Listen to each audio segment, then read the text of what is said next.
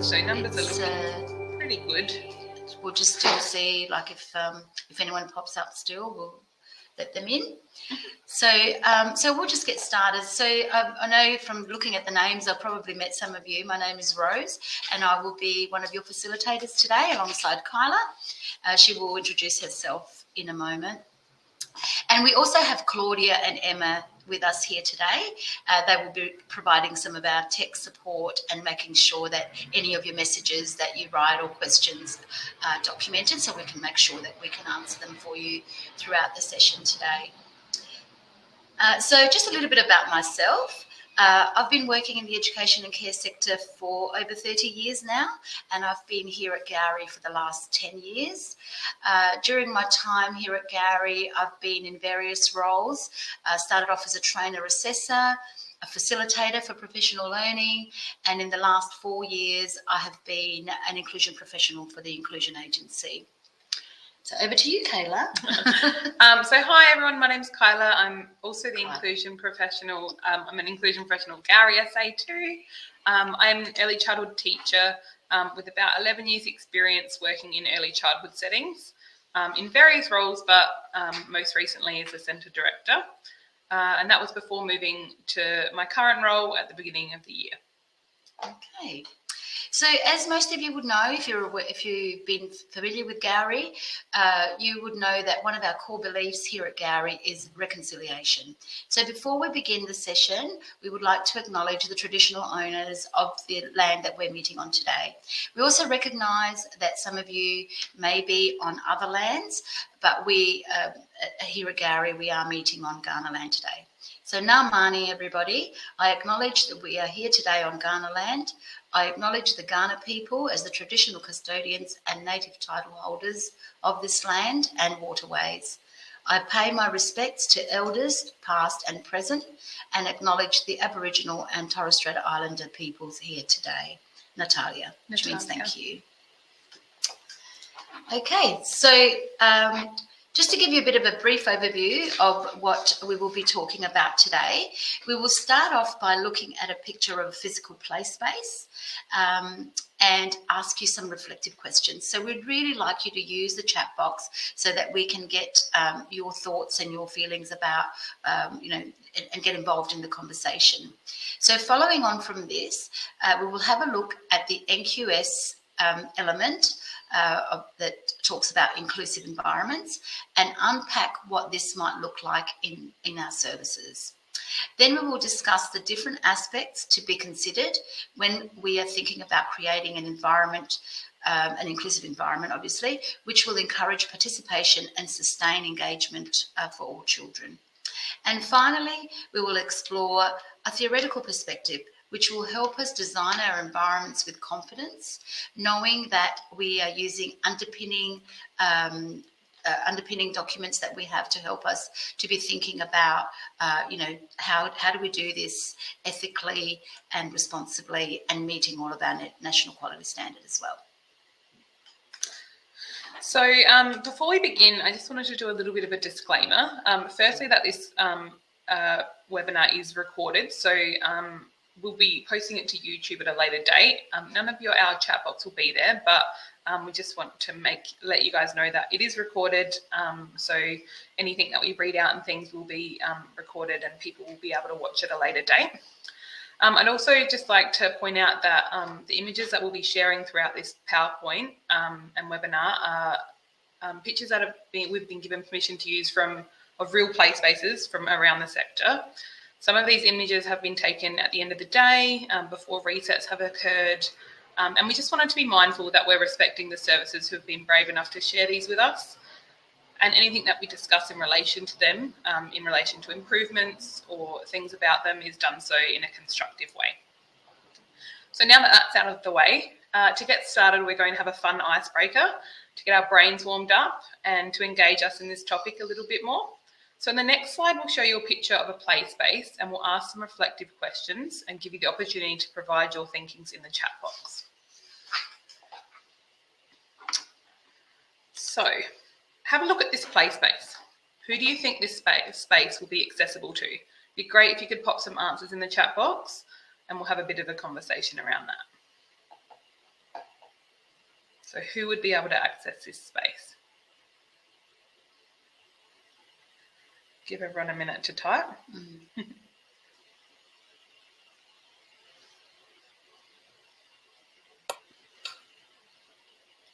Yeah, so we've got ages 3+ or a kindy space. It's very true. It wouldn't. I don't think it would be accessible to young children. Babies, yeah. Standing children. Yes. Very good point. Kindy. 45. Yeah. Preschool children, due to the nature of the resources.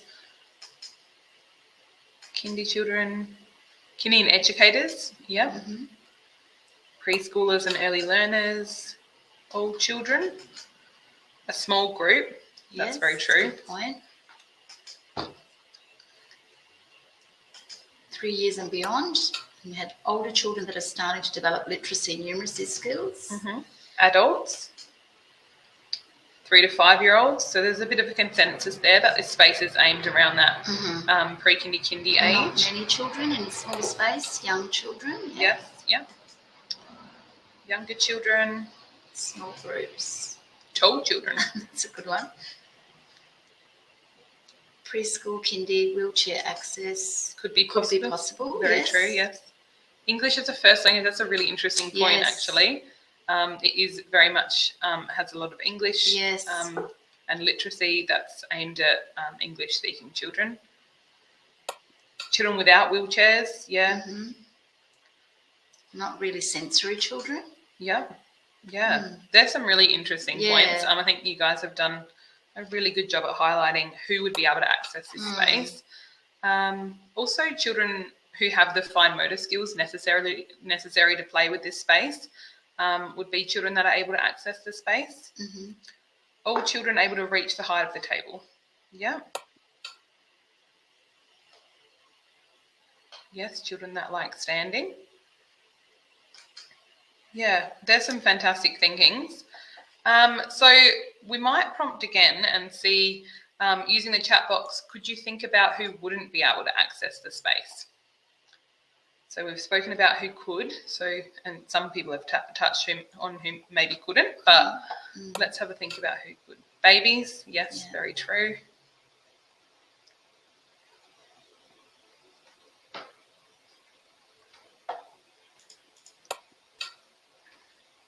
Yes, children under 3 might struggle to use this space. Disabled children.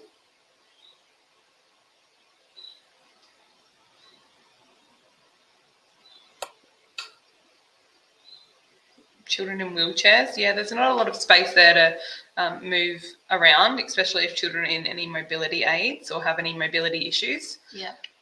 So that is very, very much true.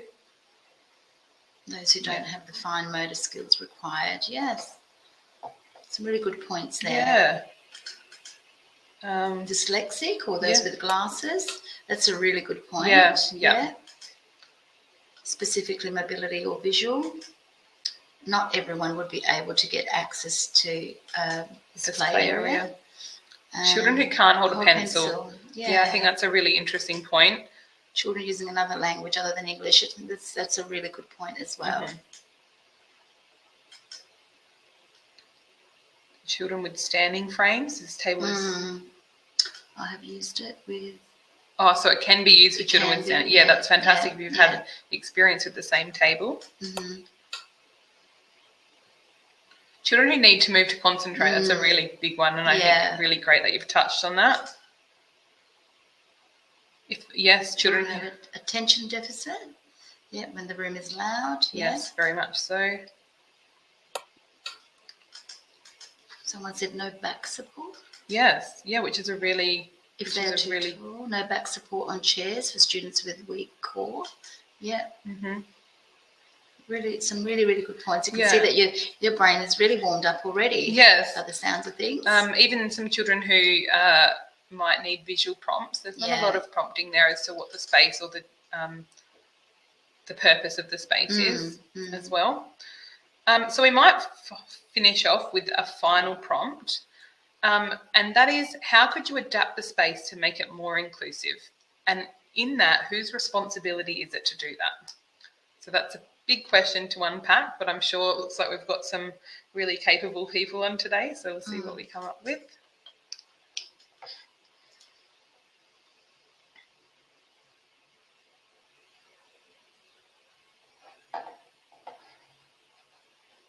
This one might have you thinking for a little bit longer. So it's the responsibility of educators to work with families and staff, yeah, to find what is needed in the room, being aware of different languages and cultures, yeah, very much. Visual cue cards, I think that's a big one in this space. I think as a, like we said, potentially aimed at children 3 plus. 3 to 5. Making sure that they understand the intention of a space is a real key thing that we think would be helpful here. Yeah. Move the play area to another place where children can get access to the play area. Yeah. Clear the space around the table to make it accessible. Move chairs out the way. Yeah, these are just some really good, practical, simple adaptations, which is a really great thinking there. That we probably do without even thinking. We do it, subconsciously, that we actually make these adaptations without actually realising what we are doing, which is great. I think the key thing here as well, which someone's mentioned about the kind of the adult chair in the way, is that we often the play space might be okay, but maybe there's things around the play space that we can look at to consider how children might be able to access those things too. So it might not just be about the one space, but what's around that space as well. And Jenny and Karen said responsibility is the children and the educators working together. The space is limited, probably due to the size of the room, which is sometimes, one of those things that we may not have control over. And Marianne said OSH children could make their own signs. It's a great idea to make it user-friendly. Lower table for easier access, a bigger table to include more children. Yeah, perfect. So the question was, Laura, how could we adapt the space to make it more inclusive? Educators with contributions from experts and students. Yeah, I think that's about whose responsibility it is. Yeah, I think it's important to really highlight that the inclusiveness of a space isn't necessarily just left to the team leader or senior staff. It's really important that all staff are involved in this, and us recognising that all staff, more eyes on a space often means that we're able to, find out more things and have deeper critical reflections and conversations. And Miranda suggested more sensory resources probably would be needed. There's more visuals. Yes, sorry, that's okay. The comments are coming in thick and fast. So more resources available for different needs, more table away from the wall. Yeah. So every time a new comment comes in, it just so more visuals, not just ABC 1, 2, 3. I think that's a really big one. Yeah. When also, I'm not sure if anyone's realised, but it actually says ACB 1, 2, 3. So sometimes, and it actually took us a few moments of looking at it before realising. Yeah. So sometimes things might not pop up straight away, and having more eyes on a space and those conversations about it helps as well. Caitlin said try to create different seating, which is great as well. Yes. Seating options, chairs, cushions, wobble boards, have space for quiet, separate time. Perfect. Yeah. A rug, somebody mentioned a rug. Oh, the rug is a trip hazard, although done for a pleasing look to the area. Yeah. So I think that also comes into play with what type of children or which children you have in your space. Multiple stations with varied resources to appeal to different needs and encourage engagement. That's from Erin. I think that's a great one, especially I think if you look closely, I think there's only maybe lead pencils available. So even looking at the types of things or resources we have for mark making, whether we could use some felt tip pens, some texters, some crayons or pebble crayons. That's what Rose Parkosh said, larger table, back support chairs, language accessible, multiple ways of engaging, not just writing with pencil, use Play-Doh, letter shapes, make it kid-friendly. Yeah. Not too tall tables could be used. Okay. Yeah, separate trays with all materials needed to do the activity. Pencils, erasers, stamps. Children need to be involved. These are all such fantastic Great ideas. considerations. Yeah. We might move on now. More keyboards or iPads. Yeah. They just keep coming. Yes. You've really got you thinking now. Yeah. A larger and more gentle carpet. Way more resources. There is, yep. Yeah. Needs provocation too. Use the storage space for accessible resources. I really think provocation is key here as well. Different activities to do with numbers and letters. Let children choose how they would like to learn. iPad, letter tracing, flashcards. Label the space differently. Yeah, perfect. Yeah. Thank you all so much. That's some really great feedback there, and some ideas that others can also be thinking about. And it also highlighted that we, like I said earlier, that we probably do these type of things without even thinking, that we're always adapting spaces to make them more inclusive.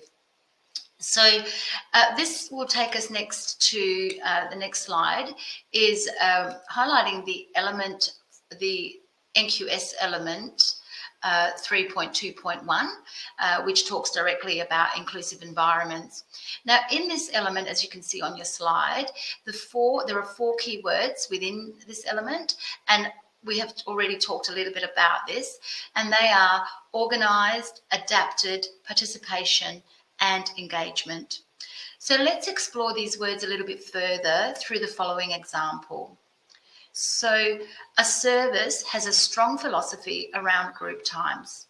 They believe that this is a traditional way for all children to come together as a whole group a few times a day.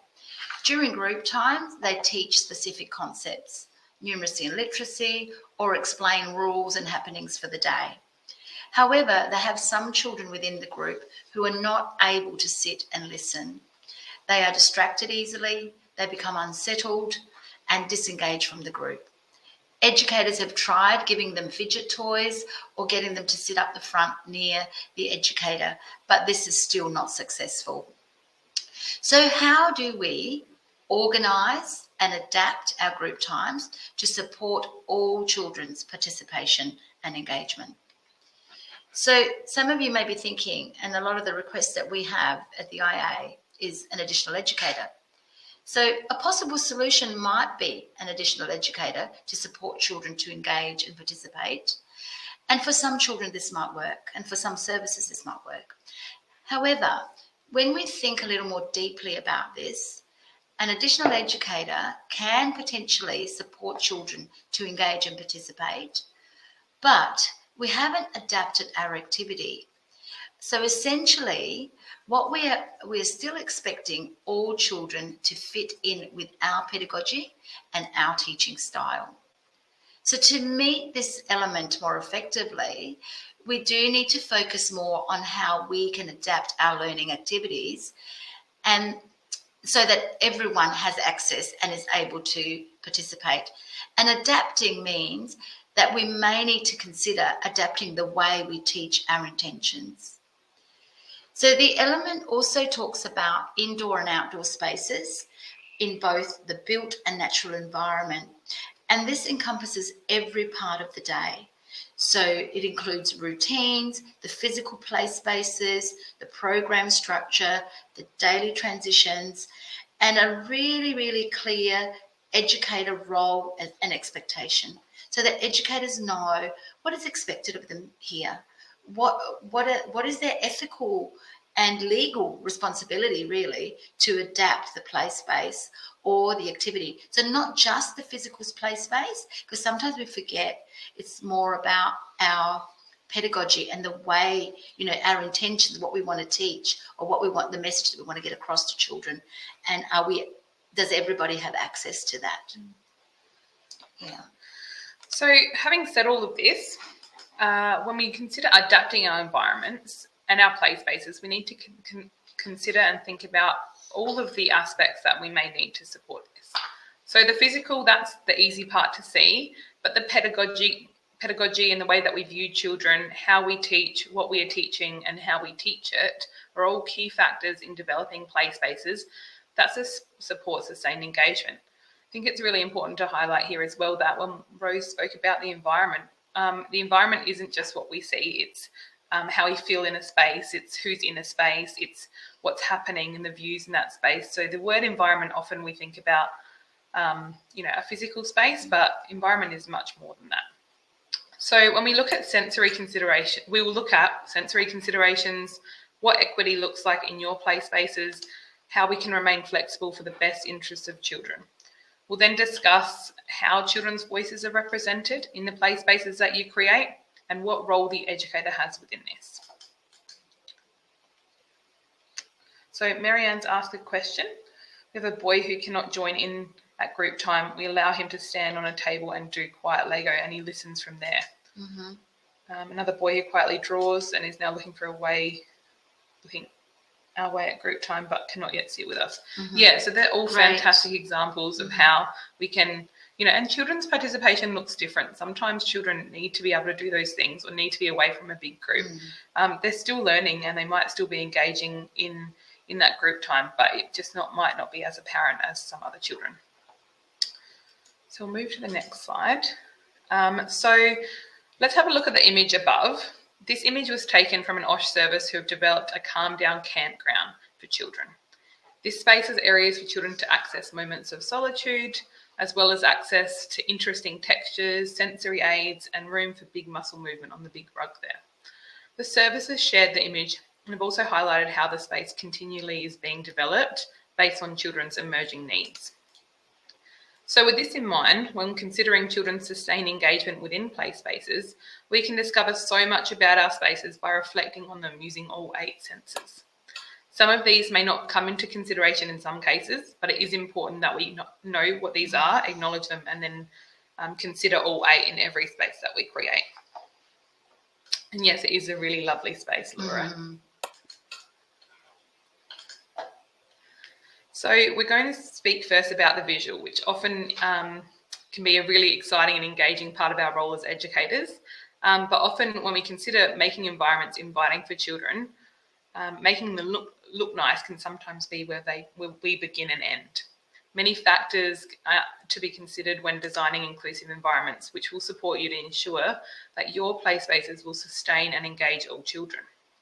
So when setting up environments for children, it can be tempting to continue to add to the visuals, posters, prompts, and artwork around your space, which I think is something that we acknowledged in the icebreaker. While this can be a really great way to ensure that children are engaged and understanding the intention of a space, it can also be very visually overwhelming for some children. So when looking at environments visually with an inclusion lens, we ask you to consider what is essential, how the essential information is presented, and how we can ensure that children don't become visually overstimulated. Visual overstimulation often can lead to dysregulation or children unable to concentrate for long periods of time. I think it's also important to note that it's not necessarily just within one space, but your entire room and your entire environment should. Yeah, sometimes we may be restricted and we may have to have storage within the play space and things like that. But just to consider what that might feel like for children, having all of this visual access, that may be confusing for them and just overstimulating. So we had another comment from, Rose Park about group time. So chairs for children that need it, play structure in the activity, learning through games, not aligned with school style, children engaged as more knowledgeable other. Yeah, very good. Some really great ideas there. The picture's not showing on my screen. That's going to tech support. Sorry, Ellen, I'm not sure what the problem is there. Yeah. I think touching on the above comment from Rose Park, I think especially when considering OSH services, often children have been in school, sitting and participating for, over 6 hours. So I think being mindful of that when coming into an OSH service and, if we're starting off that afternoon with a group time, maybe those children have just come out of doing something really similar. That's right. It's, we don't know children's experience before arriving. So sometimes that can play a huge factor in their participation. And Jenny and Karen mentioned that when we set up a space, set up an area, to be mindful to sit at the height of the children. Don't see it from the educator's side, which is a really, really good point. It's always good, like given I've worked quite a bit with toddlers, babies and toddlers, and used to say to educators, get on the floor and crawl around and see what the toddlers may be looking at through in your room. Okay, so we'll just let Emma work with you, Ellen. Hopefully try and get your picture on your slide, and we'll continue. So considering what children can smell in your environment may sometimes be something that we don't often think about in relation to inclusion. But in fact, smell can be really triggering for many children. Sometimes this may mean being conscious of the smells of the bathroom, making sure that the space smells fresh and inviting for children to use. Or other times it might be about using or not using such things as essential oils, diffusers or air fresheners. Smells may also be a way that you can further engage and add to your play spaces. Sometimes adding smells or having real leaves or natural materials around can be really interesting for children, and it'd be a really great way that they can engage in their space in a more authentic way. Often smells can prompt conversations between educators and children or support understandings further. So if we pause here for thought, can you think of a time that you've been at a friend's house or walked into a shop? Often the first thing that you notice isn't what it looks like, but what it smells like. If you go to a friend's house and as you arrive, you can smell freshly baked food, how do you feel? Feel free to pop any things in the chat box as we talk, but I'll continue on. Now consider what feelings and thoughts you may have walking into the same space and you met with an unpleasant smell. Would you want to stay? Would you be excited to explore the space? Would it make you feel apprehensive? Would this space feel loved or looked after? So this gives us time to consider another question. How have you or how can you introduce smell into your environments? If we wanted to use the chat box again. Yeah, somebody has already put some ideas. So we have, diffusers in the room. Diffusers in the room, consulting with the children and their families, cutting herbs and flowers. Yeah, lovely. That's a lovely idea. Yeah. Oh, great, Ellen, you can see the pictures now. The smell of Peter Alexander. Oh, no. I don't shop there. So, yeah, great. So if you walk in, so obviously that Peter Alexander has lost a customer because you don't like the smell of their space, which I think. My nana's bathroom smell of lavender. Yeah. Old office buildings smell musty. Yeah. So you do remember these things. Isn't it funny that, we remember smells and they can often take us to a place, sometimes a good place and unfortunately sometimes a bad place. And, if you've got children that have suffered trauma, a smell may be what might be triggering them. And often those smells, as much as we can try to make sure that we're meeting children's, sensory needs when it comes to smell, that just might be a parent walking with a particular perfume or aftershave that affects the child in a particular way. So often we can't change these things. Often we can. Often we can't. But I think it's sometimes about just being aware that that is a factor and it can play a part. Yeah. So fresh flowers, getting fresh flowers is a great way. Lavender. Cooked snack. Mini quiches, when the kids come to Osh with their parents, keeping sensory items in offering smell as an invitation, or a choice for children. Yep. Yeah. We've also seen services using a bread maker during the day, so children are met with the smell of warm cooking bread when they arrive. Like I would love to walk into the office and smell warm cooked bread. Biscuits.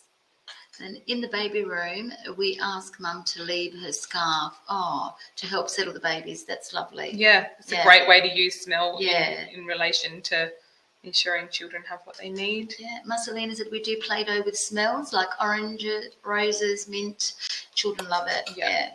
Herb gardens for the children to smell, and also they can help to look after the garden.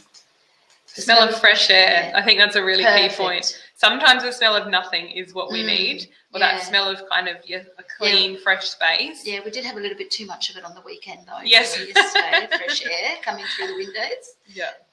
Yes, not as much, but definitely ventilation and natural, a garden and things like that is definitely very calming for a lot of people. And often, queuing on to scent and discussing this with children. If you're outside playing in the outdoor space, can you smell that? Or what is that smell? Or what does that leaf smell like? They're just really nice prompts that often we don't consider because we can be talking about what we see. But thinking about it from another perspective can sometimes be a really interesting place to start. Excellent. So let's look at taste. So although taste isn't something we wouldn't consider to add to our play spaces, it can still be a really huge part of a child's experience in their day. So children mouthing toys can be something that we discourage in our care environments due to health or safety reasons. But mouthing is a really particularly important sensory experience and it's developmentally normal, especially for babies and young children. So this is a really interesting task, but let's have a look around your space and where you're sitting right now. And it might be a bit strange, but I would like you to imagine what it would feel like to lick the objects around you. Like your top. Yes. So notice you already know what it might feel like against your tongue. And it's not your imagination.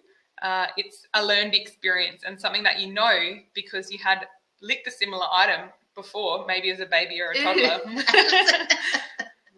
That is so true. It is very true, but I can just imagine looking around and you know what it feels like to lick carpet. And as much as it would feel gross and we don't want to do it, we have that feeling.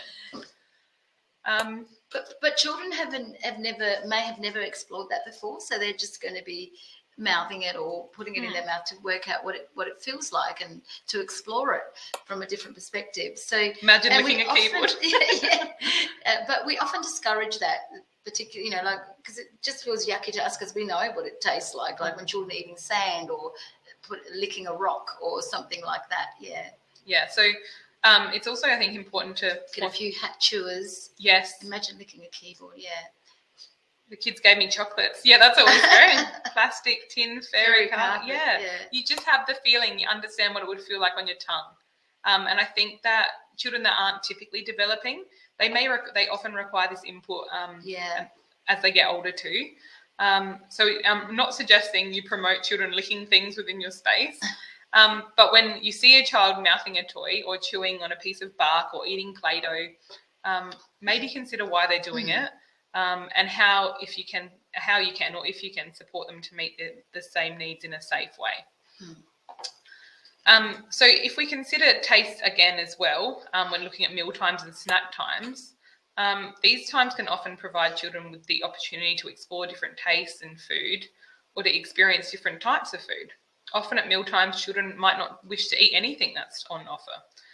And this is something that we have to learn to become comfortable with, which I know can be a big challenge, and I've personally experienced this challenge in settings before. You want children to eat their food, you want them to feel full, and you want them to have a full belly to continue play. Many children require exposure to food multiple times to get to know the texture, the smell, and the characteristics of it before even tasting it. Creating mealtime routines and environments that support and promote children's exploration of food is key, but it's also essential that we provide safe food options for children. So collaborating with the service cook or the educators that are preparing food may see asking for bolognese to be served in 2 separate bowls with the plain noodles in one and the sauce in the other, which gives children a safe option when eating. They can just eat the plain pasta if they don't like the bolognese.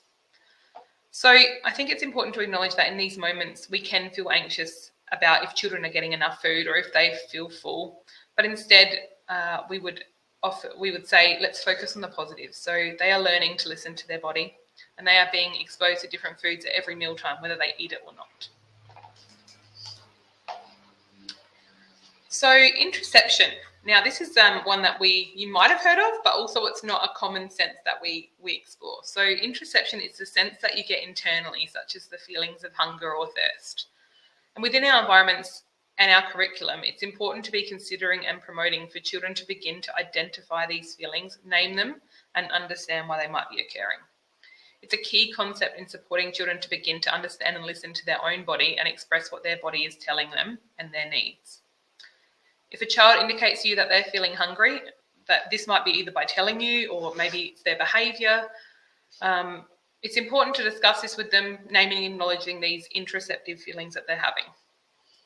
Yeah, it's this sense is particularly common to children with additional needs, or they may have ASD or autism spectrum disorder, where they are not able to identify what might be going on interoceptively, if that is even a word.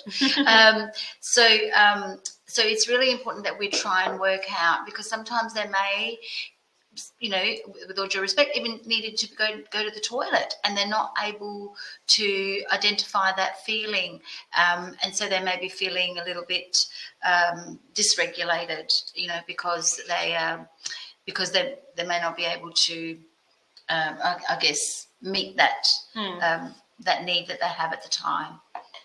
So it is a really interesting topic, and I have heard some OSH services been doing some work around that, particularly OSH services, to help children to identify what might be going on inside their bodies for them.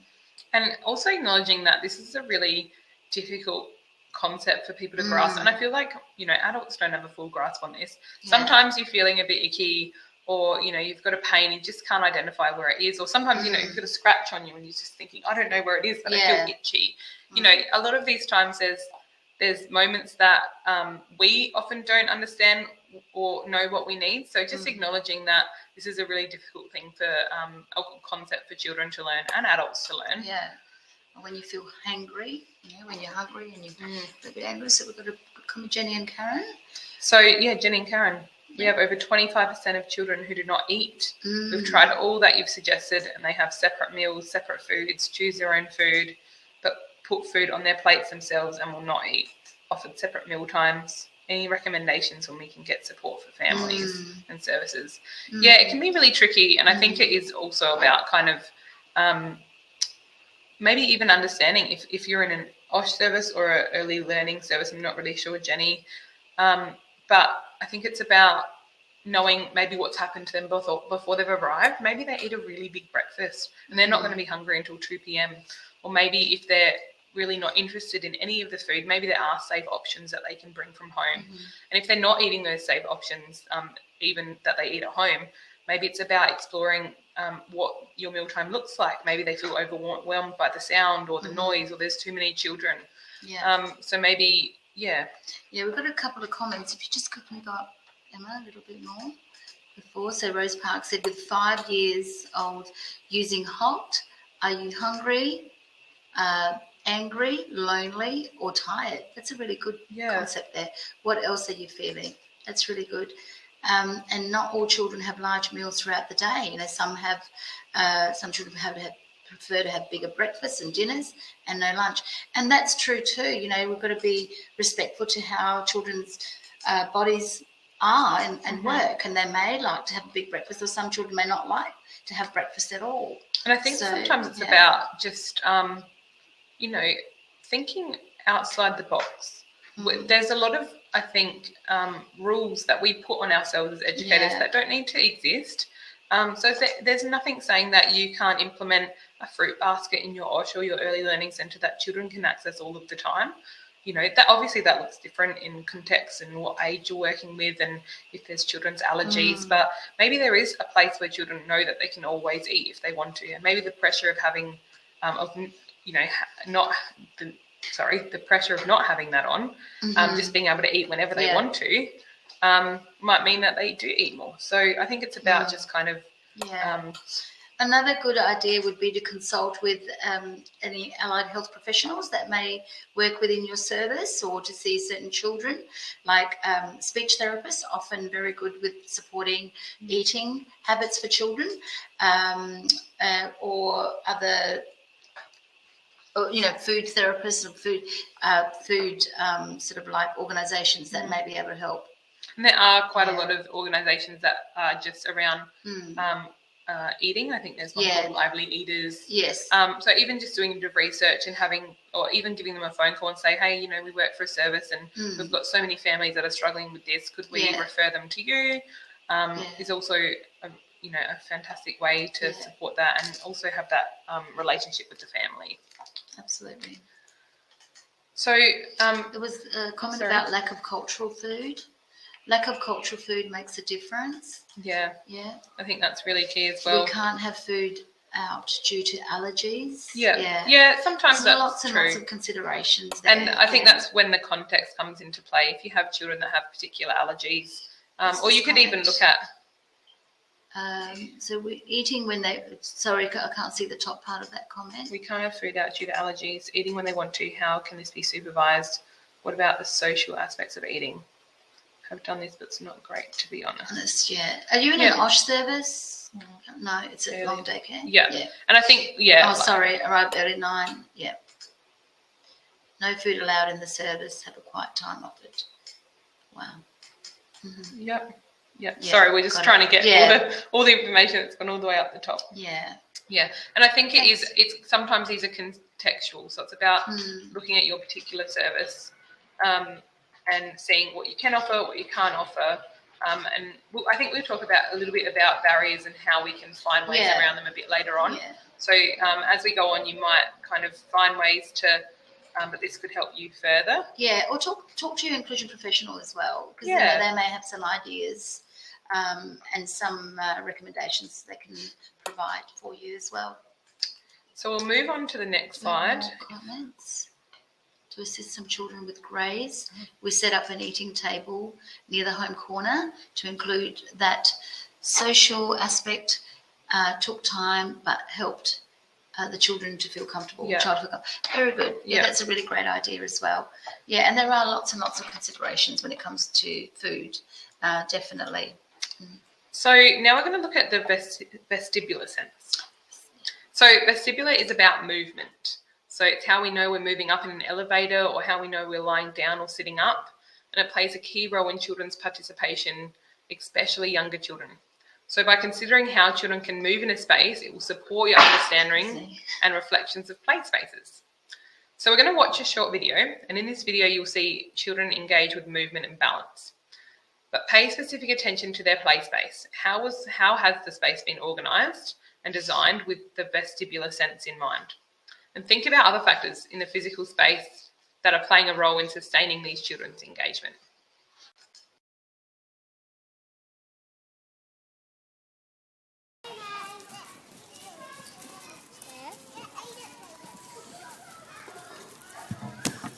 I'm in New Zealand. Yes.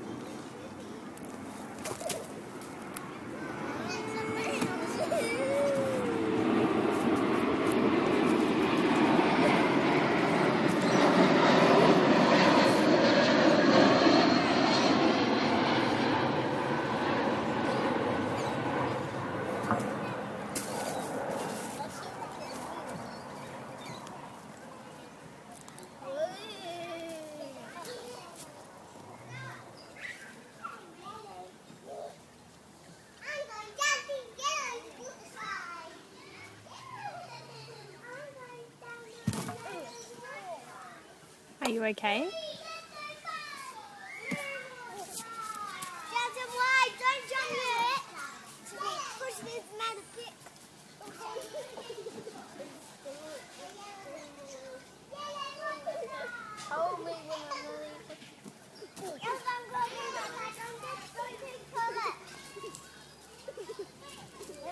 That's why. Rainbow.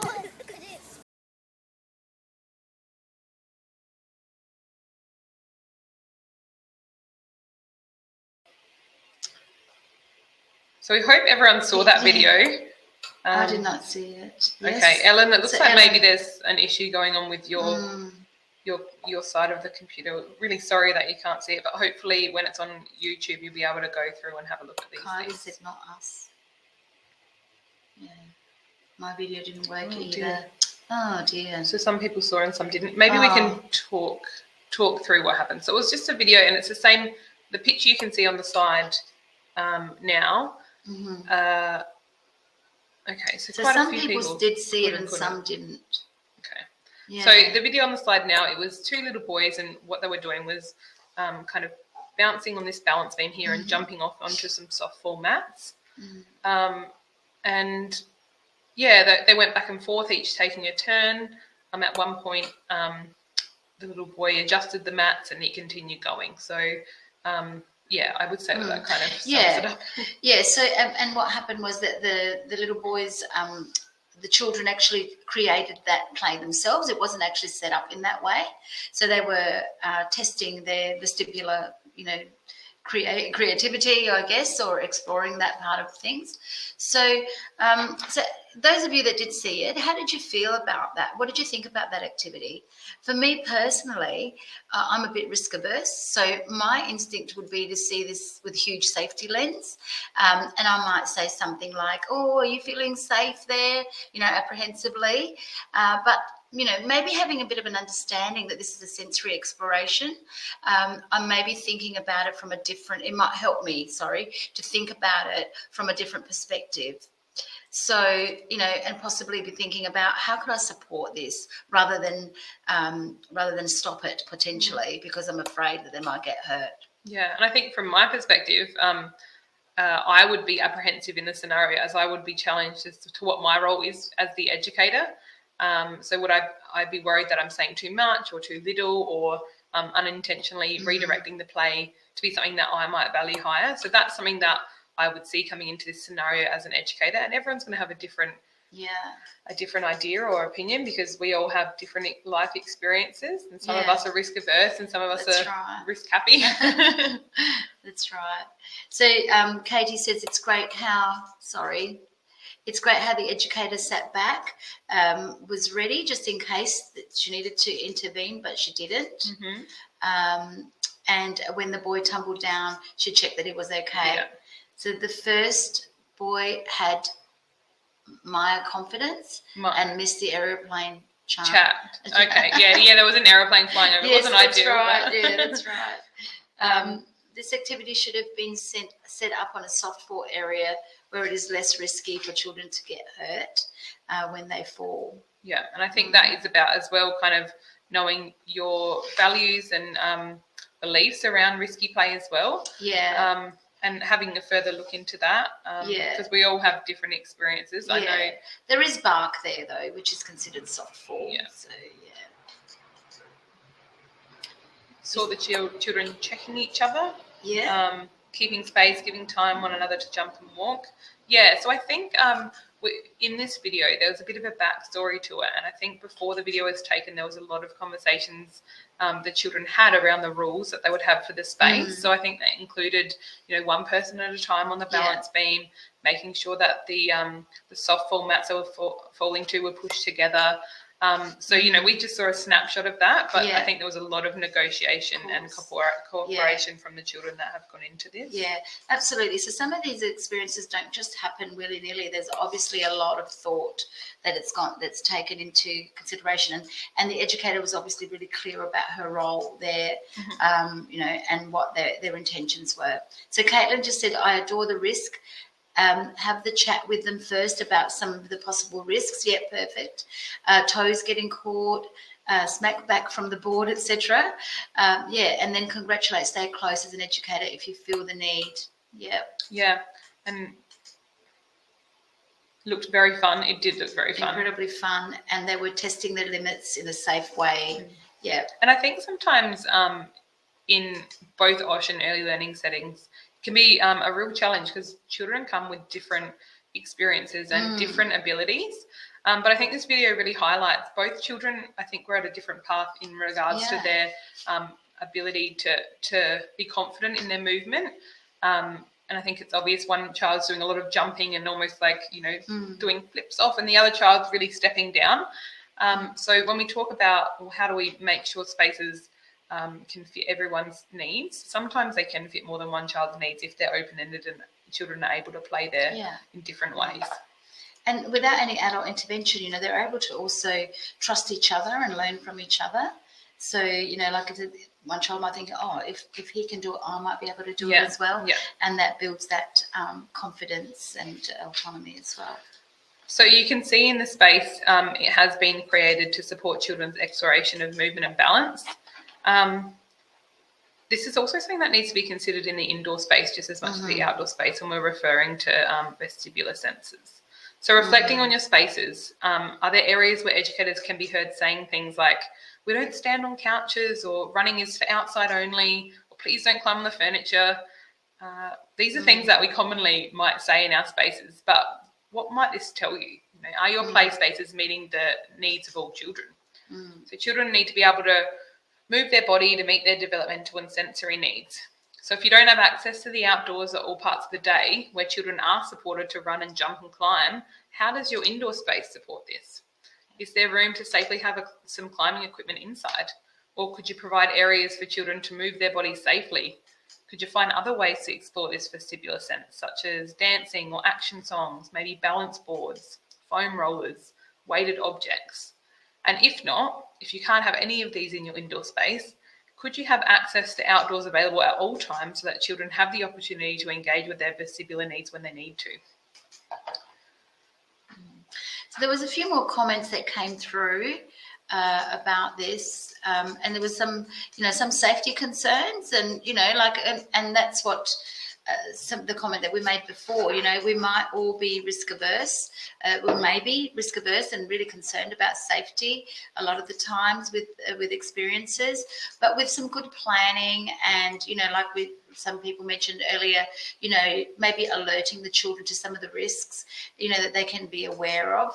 And then it's also like how we deal with it if somebody does have a little accident, that let's go try again, it wasn't so bad, or I mean, not to say to minimise what they might be feeling, but to not to overreact over it, I and suppose. Not to put our fears onto the children. Yeah. Which often I think can easily be done. I think it's something that we're all guilty of at some point.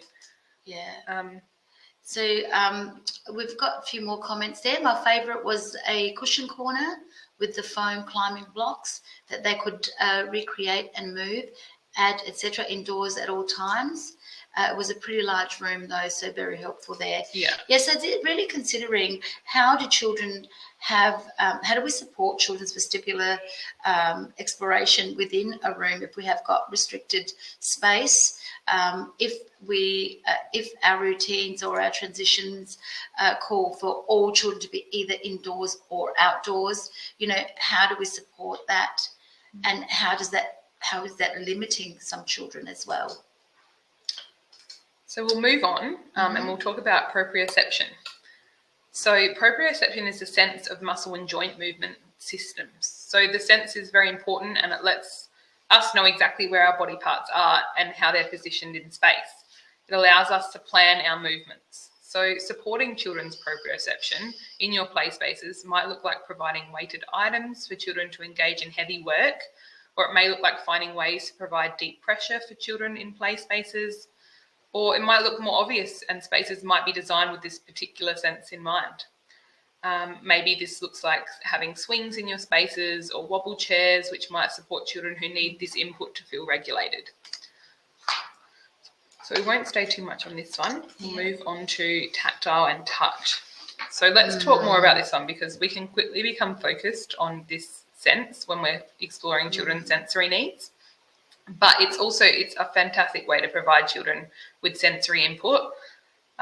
So ensuring your play spaces consider the sensory needs of the children in your space will support some children to engage in these spaces for longer periods of time. So some children really love sensory input and will be much more engaged with an activity that has lots of different elements to touch. So offer natural materials or offer interesting and engaging textures for children to explore, and soft furnishings like mats, pillows, blankets or tablecloths can add to the textures of a play space. But it's also important to reflect on the children in your space. Some children might avoid certain textures. They may not like to get dirty or like engaging in water play. So an example here might be maybe there's construction play and it's only available in the sandpit. Consider if there's any children within your space who may not get the chance to engage in this play because they dislike the feeling of sand. So the question then might be, how can we make sure that spaces support touch for children who seek this, but also for children who might avoid this. So moving on to sound. This is a big one, I think, Rose. Yes, it is. So sound can be difficult to consider when setting up your environments, but in many scenarios it can be one of the most important factors when providing an inclusive environment for children. Noise levels, echoes and music and voices are often amplified in our services. It can be really difficult for many children to be continually exposed to this throughout the day, and can lead to children becoming overwhelmed or dysregulated. So in a lot of services we see, higher ceilings, floorboards and open concept spaces. These spaces might open up to different rooms or care environments. And all of these elements can be really useful in some ways, but they can also negatively impact the sound in our space. So let's consider another scenario. You're working in a room or an OSH service or a centre, and you might spend a few hours in that space and then leave to go on a lunch break or possibly leave to go home. And sometimes after leaving, you might find yourself embracing the quietness of the break room or your car. And consider this now, if we consider this from the perspective of the child who's in that space, they often don't get to leave to experience the same retrieval. This is why it's really important to consider what you can hear in your spaces and the importance of creating play spaces that have considered noise and sound. Some ways to achieve this might be through considering your room layout. Do you have a quiet book area right next to a noisy construction area? Could you move these spaces to better distribute the noise of your room? Could you add soft furnishings to catch noise within your space, like adding rugs and cushions, as well as draping materials from the ceiling, which can also soften the space and absorb noise, which can mean more children are likely to engage in that space for longer periods of time. So the sound of your room really does impact children, especially those children with additional needs, and it can cause a child to feel totally overwhelmed and can often sometimes lead to absconding, which is one of the big barriers that we see in OSH services. So when reflecting on the sound of your space, often there's more that we can do than just adding or reorganising the physical environment. A large contributor to noise and sound is the amount of children and educators within a space who often make noise collaborating, contributing and playing. Offering indoor-outdoor play, where children are free to move between both spaces, can have a really positive effect on the sound of a space too, because less bodies in a space often means less noise. So a reflective question to take away from this would be to take some time within your space to stop and listen. What can you hear? Are the doors banging? When they shut, what's the tone of voice of educators? Can you hear any noise from neighbouring rooms? Do you have music playing? And if so, what's the purpose of that? Can you hear the ticking of a clock or the noise from the air conditioning? Often we become quite immune to the noises we can hear within a space, and we kind of coexist with that, but really taking some time to critically reflect and listen and sit in the quiet and really think about what's happening around us can be a really great way to reflect on those spaces using hearing as a provocation. Definitely, and keeping in mind that for children with additional needs, the noises are magnified hundreds of times. So if that gate that someone keeps on going through and slams is annoying us, imagine what it's doing to a child who has got a sensory overload already and may not be able to cope with that, with that loud noise constantly. No. Yeah, sorry, and just all the children, just children playing in general, just that sound can be quite overwhelming for some children. And like Kyla said earlier, the more bodies and more children and adults, talking to each other, collaborating, whatever they may be doing, that is all adding to that noise in the room and possibly to that sensory overload. Yeah, and I think for me, a big one, if we look at children with trauma again, the banging of a door can be really triggering for some children. And often we don't consider that. And there are, and there's so many people walking out of rooms and coming and going, especially in bigger services. Imagine what it would feel like to every time to hear one of those bangs, to be really startled and then have to kind of resettle yourself internally and re-engage in play. So I think you can often get those kind of soft closings on doors, or you Yeah. just a chat with educators that say, hey, when we leave a space, let's turn around and let's shut the door quietly. Those type of things can really make a huge impact in the way your space feels and the way children sustain their engagement in play also. One thing that I notice a lot when I go to visit services is the tone of voice that educators use when they talk to each other or when they talk to children.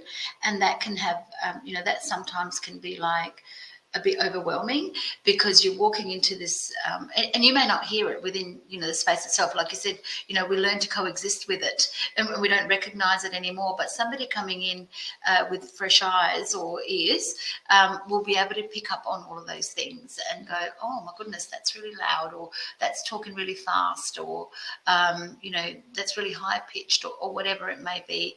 That may be, quite disturbing or upsetting for some people. And I think being open to that constructive feedback, it is it's such a great opportunity when someone new walks into your space to say to them, hey, what are you noticing here? What's the sounds, what's around you? What do you notice straight away that maybe I've become used to or I've become immune to?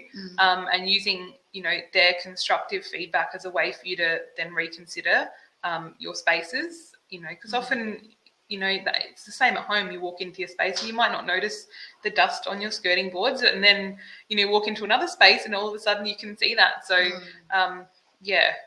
just being able to be open and let other people have that, that look at your play space can be really helpful too. So Georgia said we have headphones within the room for children that noise impacts. It's a great idea. You could. That's from us. Yes, it's from Emma. You could set up an iPad in the room to record parts of the day and watch back and reflect on the environmental noise. Yeah. That's a really good way to do it. Good strategy there. Excellent. So we're going to go for a short break soon, but before we do that, just tying what we've talked about so far together, there are so many things to consider when thinking about access and equity for all children. So how do we ensure that all children have equitable access to all activities and experiences? So we will explore the difference between equality and equity. So some of you may have already seen this image that's on the slide. They may have seen it before, and looking at the terms equality and equity. So they might sound the same, but they have a very different meaning. But however, we do tend to confuse the two. So when we're looking at this image on the slide, it might help us to understand the difference a bit more clearly. So in the first image, the three individuals are given equal opportunity to watch the soccer game. So that's equality, and it might seem fair, everyone gets the same. However, as you can see from the image, the three individuals don't have the same access to viewing the game. So the shorter person still can't see the game, but he's got the same support as everybody else.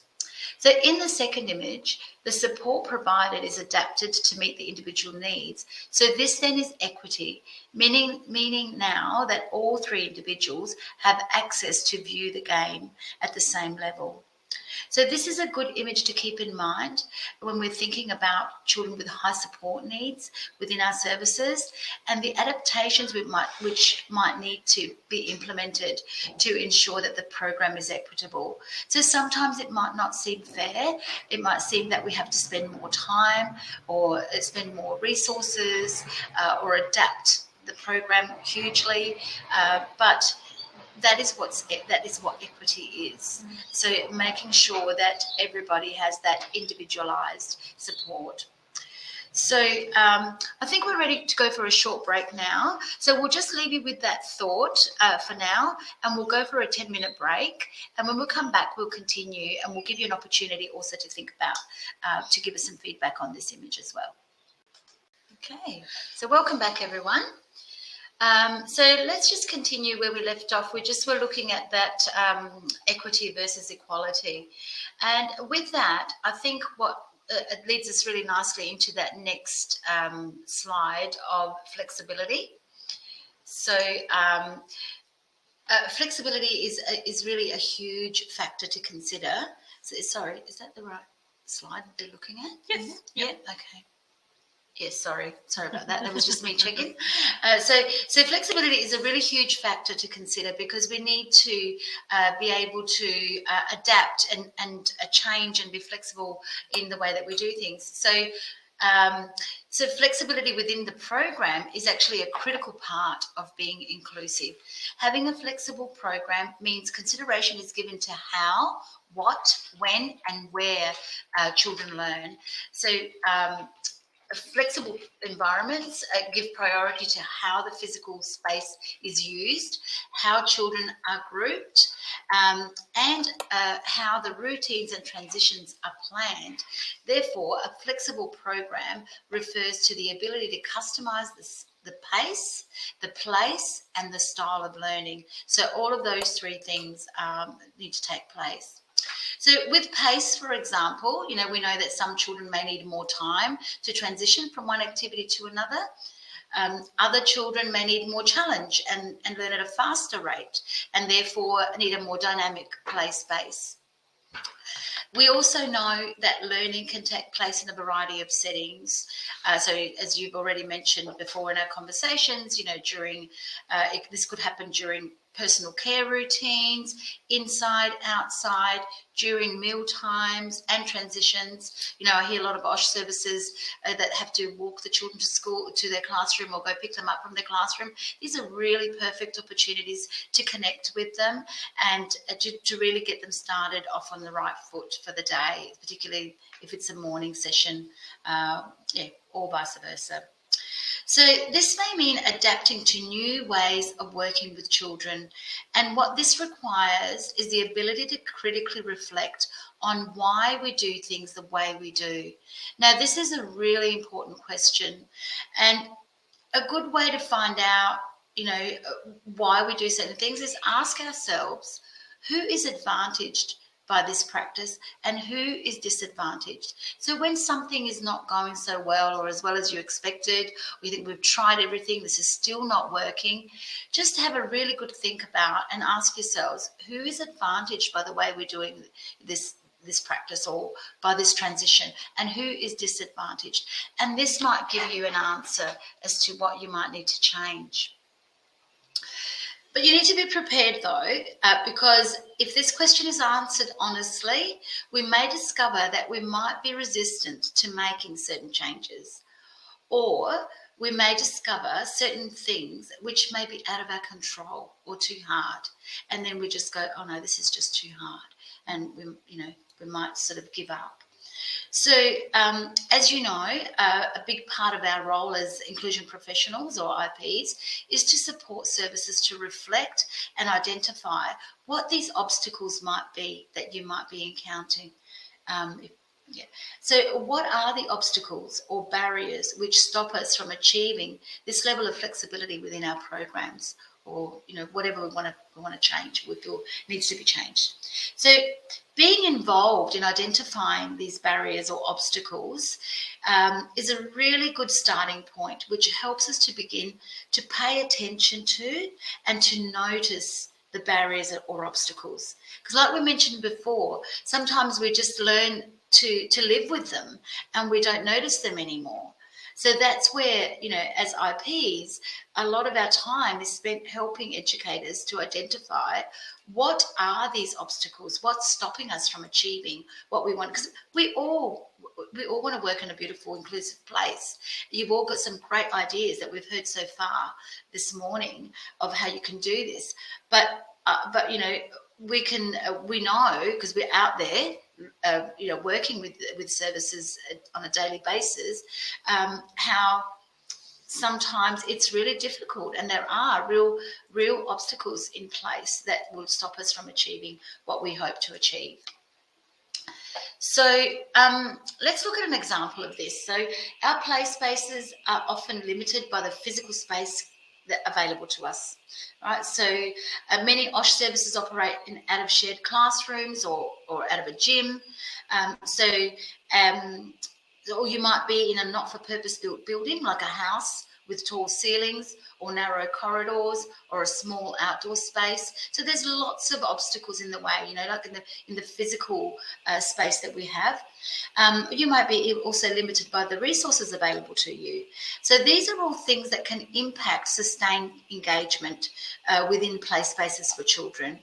So obviously some of these factors may be out of our capacity to change. So obviously we can't knock down walls or make ceilings lower, but they are not always the only options. So finding solutions to barriers within our environments often require resilience and creative thinking.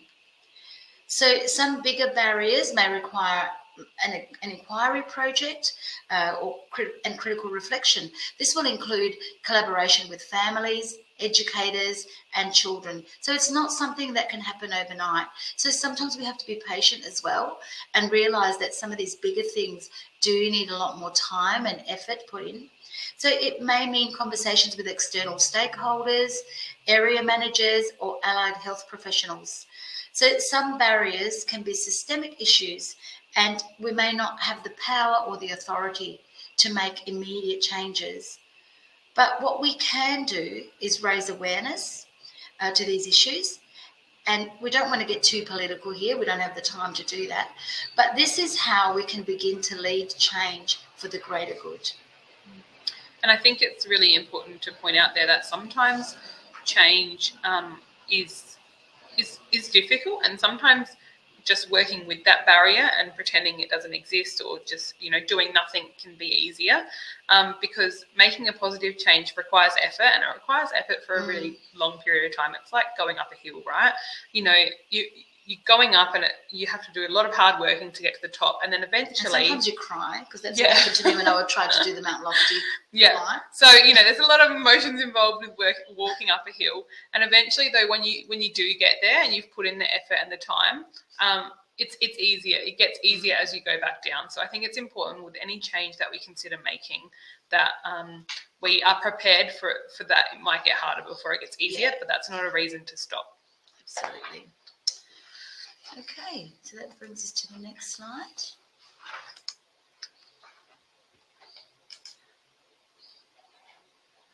Okay.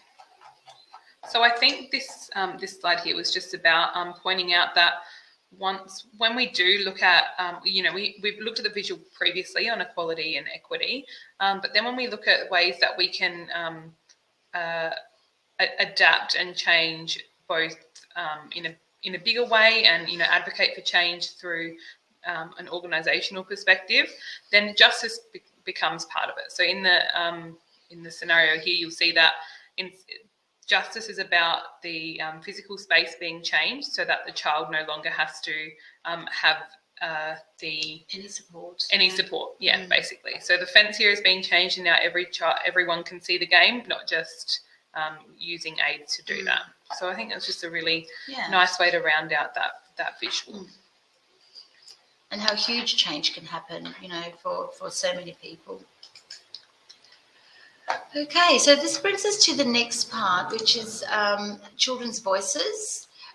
It's something that that we need to consider when we're thinking about flexibility, when we're thinking about inclusive play spaces, because they're one of the most important things. You know, we want to be able to hear children. So you may have all heard of the 100 languages of children and the Reggio Emilia approach. So this approach aligns really well with what we've been talking about so far this morning, in particular taking into account our view of children and really listening and responding to all children and their needs. So taking into account the child's voice means listening with more than just our ears. So it means listening to their behaviours, to their relationships with peers and educators, and listening to their ability to engage fully in the program. So we're going to just play now a version of the 100 Languages of Children poem for you, and we would like you to pay attention to what you hear. What do you hear when you are listening to this poem? And after the video, we will ask you to share your thoughts via the chat box again. Now, as mentioned, we have posted the link in the chat box for anyone that is having difficulty watching the video on our side. So you can just click on that, watch the YouTube video, and we'll see you back in a second.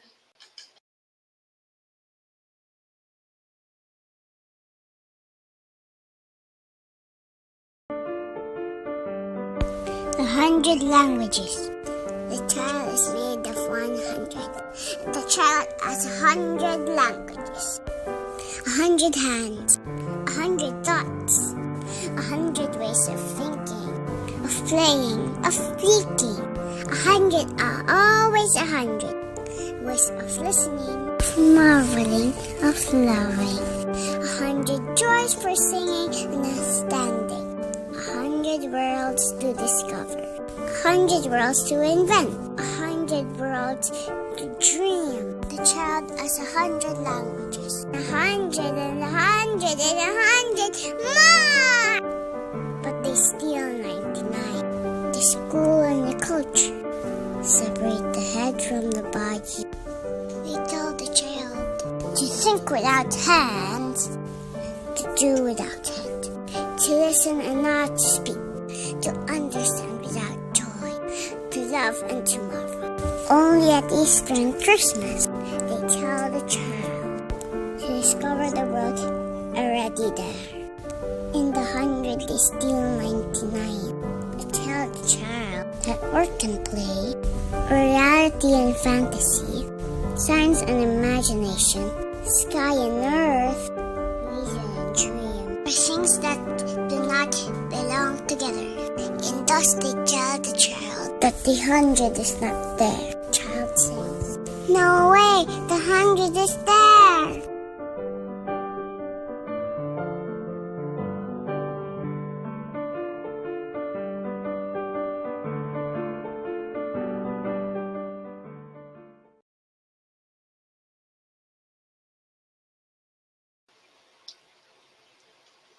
There we go. Welcome back. I hope you all got to see that.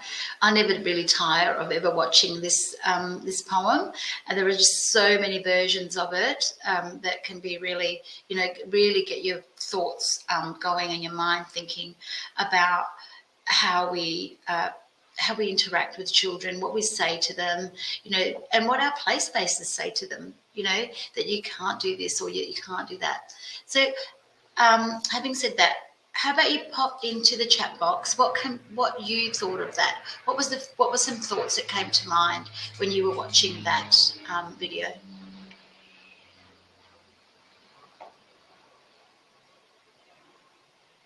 I'm excited to see what people think of this one.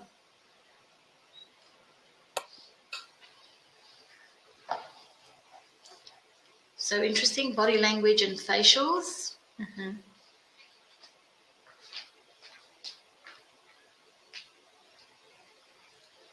Did anyone see, feel any messages there? That was beautiful. The 100 languages encompasses the whole child. It is up to us It is up to us to teach the way they learn. Yeah, children are always changing and learning through different avenues. Very true. Start with inclusive and warm and fuzzy until barriers are placed. Yeah. I found it rather sad to feel that we take away children's languages. Yes, I agree with you, Bibi. That always makes me feel a bit sad at the end. That you think, and it stops, it makes you think about, how do we do that?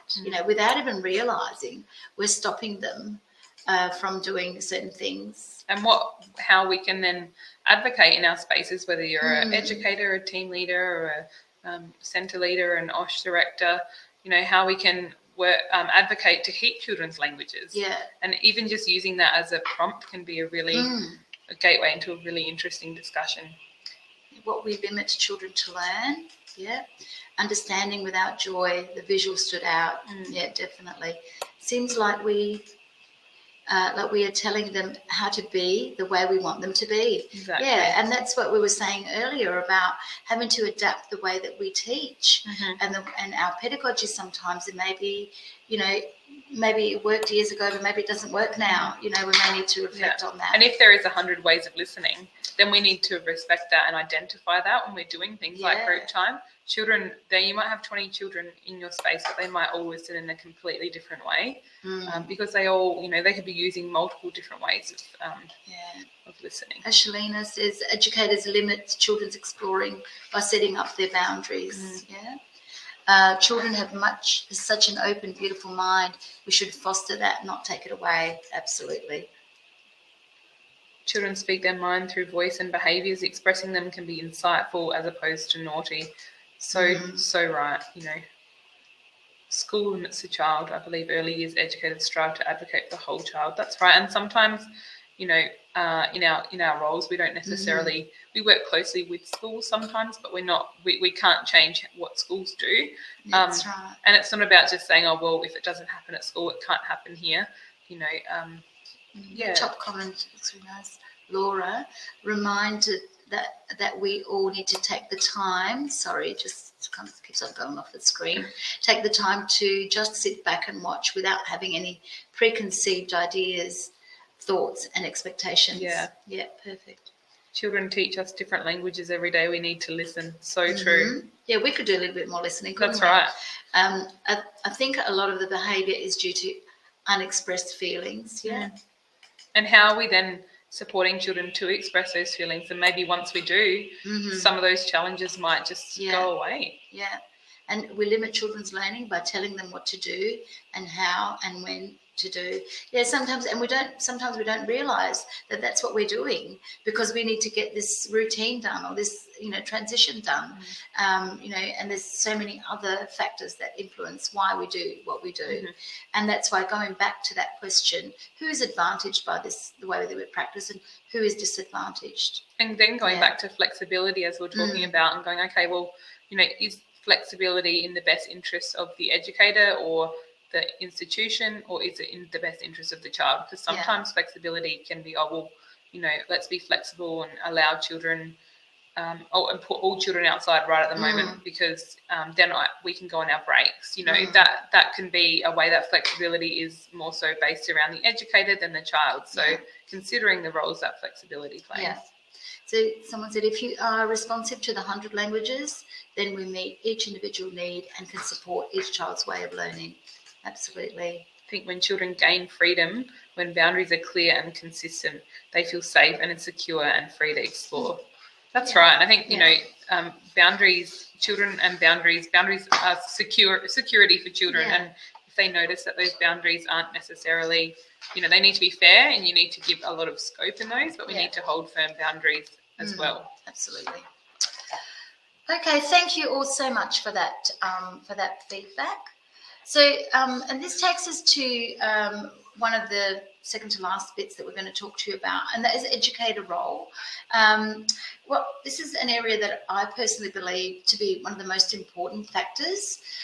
So educators are integral in supporting and building children's knowledge and skills through quality interactions and play-based experiences. So again, thinking about the 100 languages and thinking about what our role is. So we still have a very, very integral role in supporting children's learning. So we play a critical role in co-designing the learning spaces with children to ensure they are relevant, meaningful, and reflect their interests, abilities, and needs. So inclusive practice occurs when educators make thoughtful and informed curriculum decisions. So they need to work in partnerships with families and with other professionals to do this. It's not a job that we can do on our own. We need to collaborate with all the other stakeholders. So, and one of the ways that we can see this is when we're providing genuine opportunities for all children to participate in everyday experiences that occur within an education and care setting. So when educators make decisions with the aim of inclusion, they base their decisions on what they know about each child's culture, their strengths, their needs, their interests and abilities. And they apply that knowledge to planned learning experiences, routines, interactions, and the physical environment.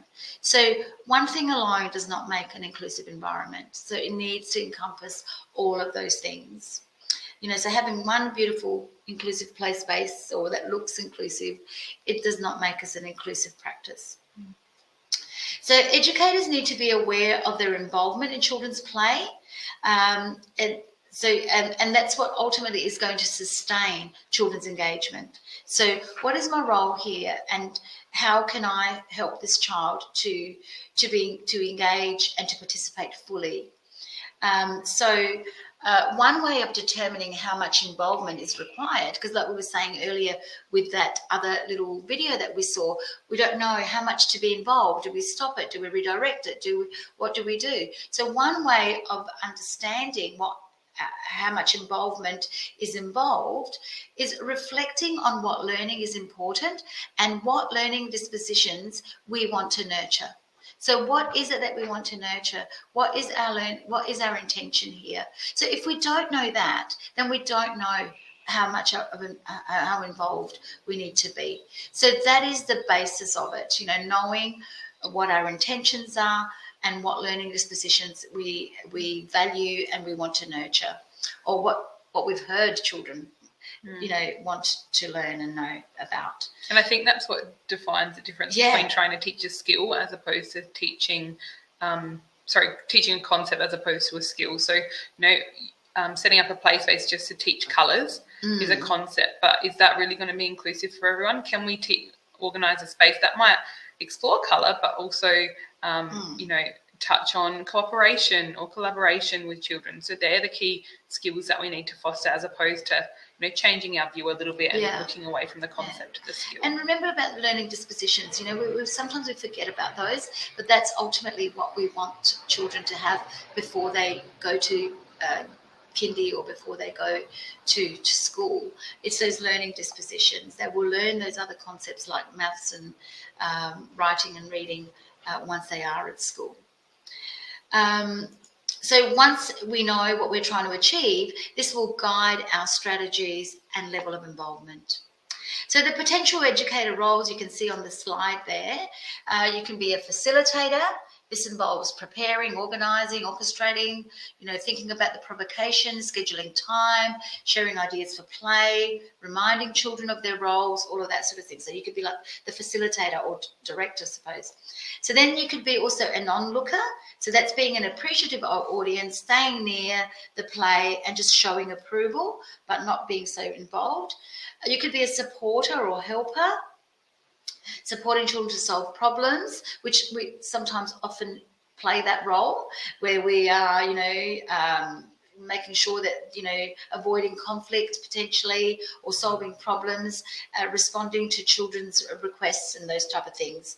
Oh, so the mediator, is the mediator there? So the mediator usually resolves conflicts by offering new materials or suggesting an alternative plan or idea and those type of things. And then there's the co-creator, player or participant. So that's entering a child-initiated play in a minor or passive role, so that children still have the leadership in lead that play. And then finally, you could be the play leader, so taking a more active role and responsibility in play, and to deliberately influence and expand the children's play. But we have to be really highly skilled at doing this, that we're not overtaking the play and we're taking it into a different direction, because then children will lose interest and they'll go, oh well, my idea wasn't heard, so see you later, sort of thing. So, so this is where we really need to be really skillful in identifying, where we sit and where are we most comfortable in. So, so we recognise that this topic on its own, we could speak about this the whole session or a whole week potentially.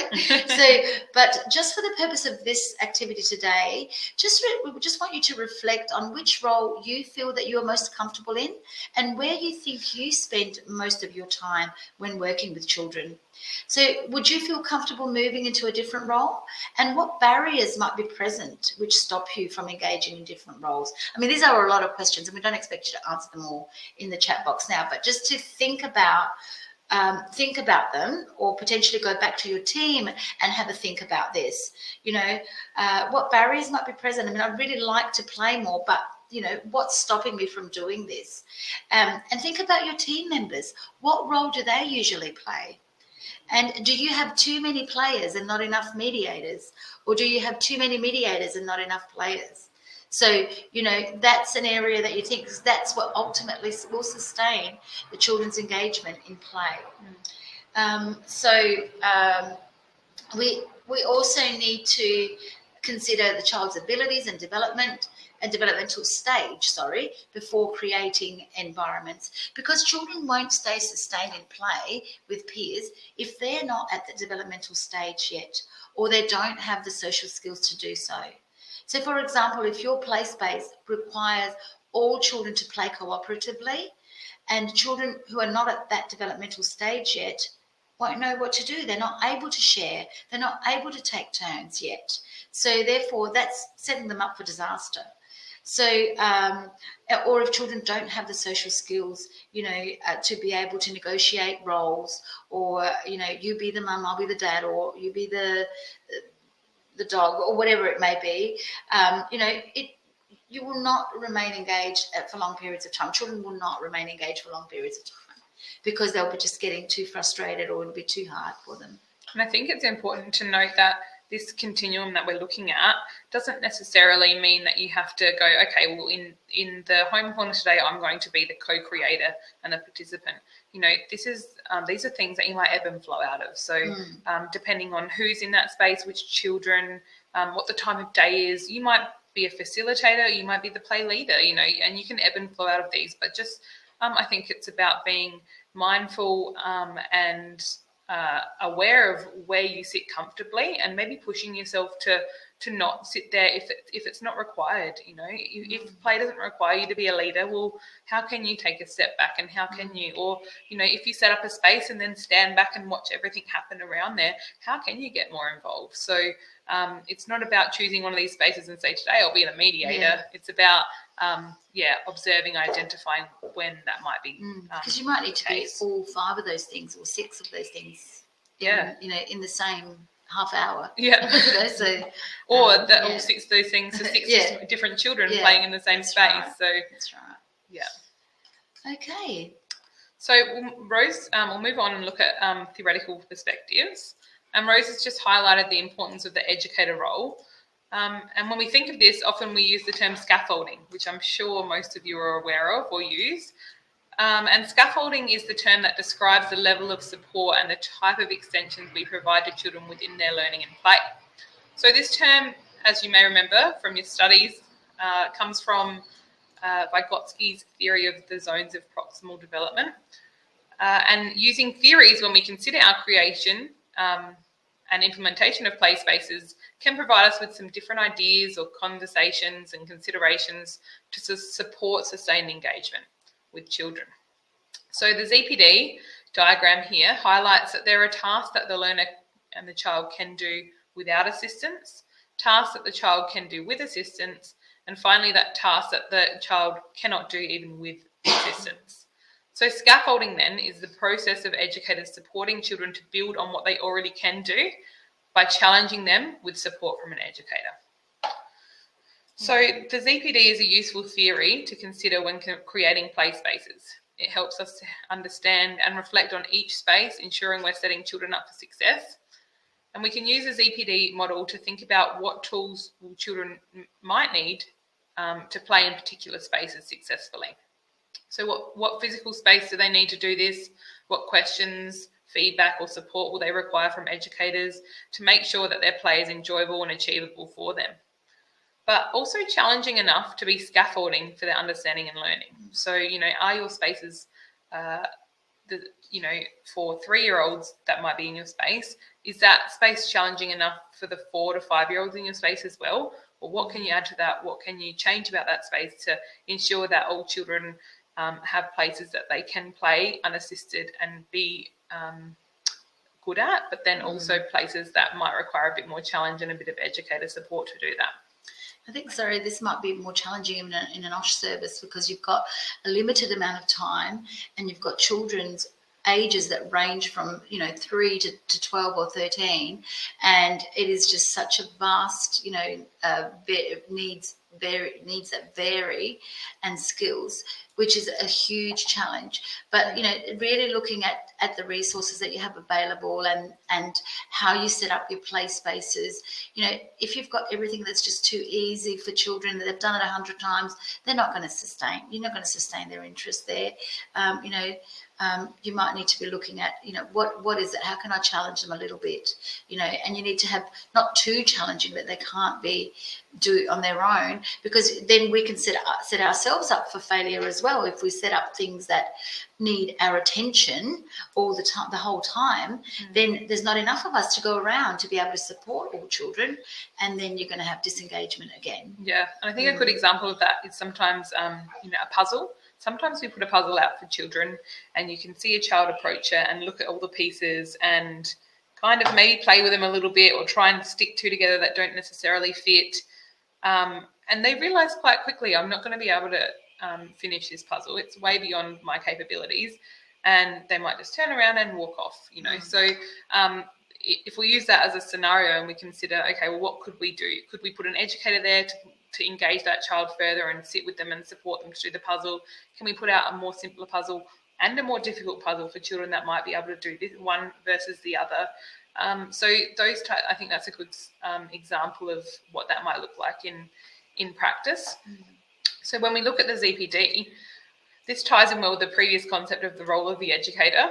And we need to consider this when planning our play spaces and communicating this with our team. So I think the communication is key. If you're a team leader and you're trying to, you've created a space in your room, letting your educators know what the intention is and what their role might be in that space can often be the difference between a space that's successful and a space that isn't.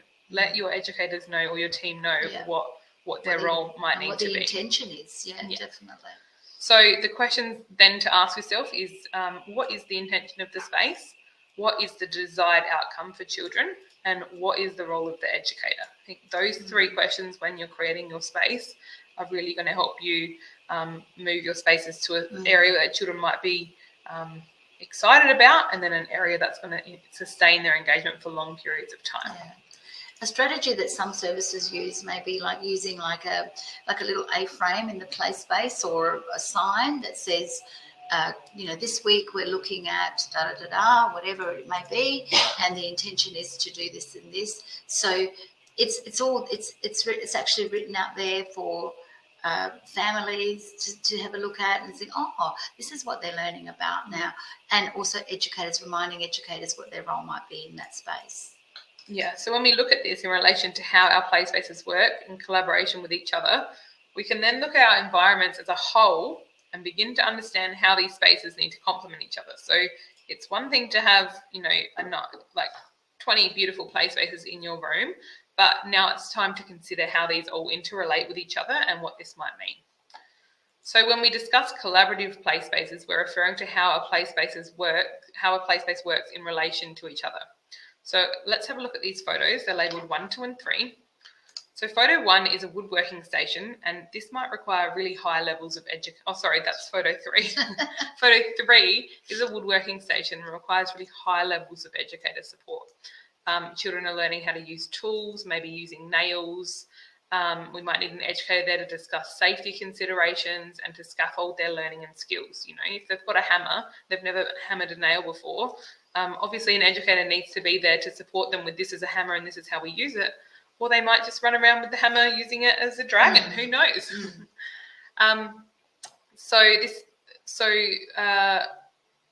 Play space 3 might require significant educator support. Play space 2 looks like an area where children might be able to collaborate together, which is an emerging skill for children. And the role of the educator here might be that of the mediator. So they can give higher levels of support when needed, but can also step back when children are working well independently. And then we look at in comparison to picture 1. This is an area which may require little educator support and to engage children. Children are confident and capable to go up and play with this play space by themselves. And it's not to say that educators should never support here, but it is a play space that children will be able to confidently engage in independently. So this might just require an educator to come over every 5 or 10 minutes and see what children are doing. There might be some opportunity for engagement and further scaffolding there, but also children might be quite happy just doing that by themselves. So ideally, we want to be planning our environment to ensure that we have play spaces requiring varying levels of support. Having too many high support spaces, like in picture 3 here, is setting educators and children up for failure.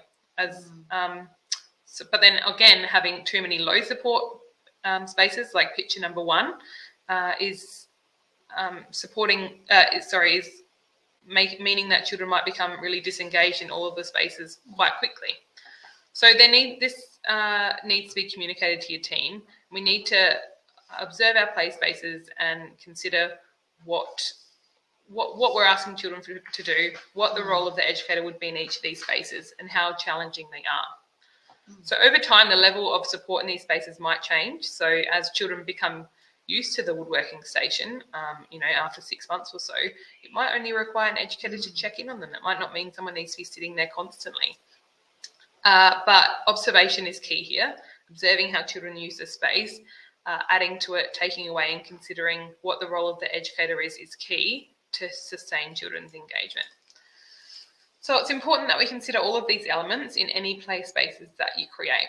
But not every play space has to consist of all of these things we've discussed in the entire presentation all of the time. So knowing the children in your space, their wants, their needs, their learning styles will be key in knowing what considerations to implement in your play spaces to sustain children's engagement in them. Developing a foundation of learning around authentic relationships with children will enable us to know children and how they learn, and then to create spaces centered around them and their own personal learning needs and their own personal styles. So I think that's kind of the foundation of it all. Yeah. Okay, well, this brings us to the end of our presentation today. If you have any questions, you can pop them in the chat box. We can have a look at them. We can potentially answer them for you at a later date if needed. And we will also be, the PowerPoint will be available soon. So in conclusion, successful play spaces are ultimately unique to each context. So play spaces need to be contextual to your setting. So, for example, a service that is in a regional area or the hills or by the sea is going to have totally different needs to a service that is in a high-rise building in the city. So play spaces need to be contextual and relevant to the children in your service. So on that note, we would like to thank you all so much for attending today's webinar and being so interactive and participating with our questions. We hope that this session has given you some food for thought when considering inclusive play spaces. Again, if you have any questions on the things that we have discussed today, or if you would like more support in creating play spaces that sustain engagement, please contact your IP and let them know that you've participated in this webinar, and they will be able to provide you with tailored support for your service and your specific context. So before you go, we would really appreciate your feedback. There will be a short survey that will appear on your screen as we finish. Please take a few minutes to complete it and let us know if this session was helpful for you, what you liked about it, and what topics you might like to explore or to be explored in future webinars. If you think your friends or colleagues might like this session, it will be available on YouTube for anyone who may have missed it. So a link will be emailed to you when it comes available, and it will also be shared on Facebook and Instagram page, the Gallery Say Facebook, not my Facebook, Gallery Say. So thanks again, everyone. Thank you, everyone. It's been great having such an interactive little session.